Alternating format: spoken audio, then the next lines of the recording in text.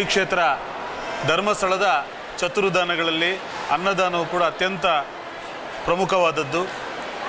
ಅನಾದಿ ಕಾಲದಿಂದಲೂ ಕೂಡ ಶ್ರೀ ಕ್ಷೇತ್ರ ಧರ್ಮಸ್ಥಳದಲ್ಲಿ ದಾನ ಪರಂಪರೆಗಳಲ್ಲಿ ಅನ್ನದಾನವು ಕೂಡ ಅತ್ಯಂತ ಶ್ರೇಷ್ಠವಾದಂಥ ರೀತಿಯಲ್ಲಿ ನಡ್ಕೊಂಡು ಬಂದಿದೆ.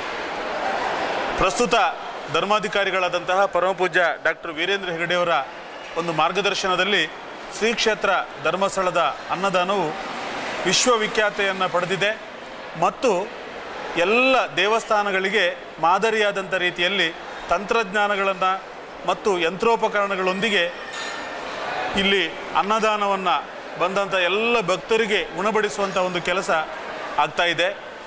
ಪೂಜನೀಯ ಡಾಕ್ಟರ್ ವೀರೇಂದ್ರ ಹೆಗಡೆಯವರ ಸಹೋದರರಾದಂಥ ಹರ್ಷೇಂದ್ರ ಕುಮಾರ್ ಅವರ ನೇತೃತ್ವದಲ್ಲಿ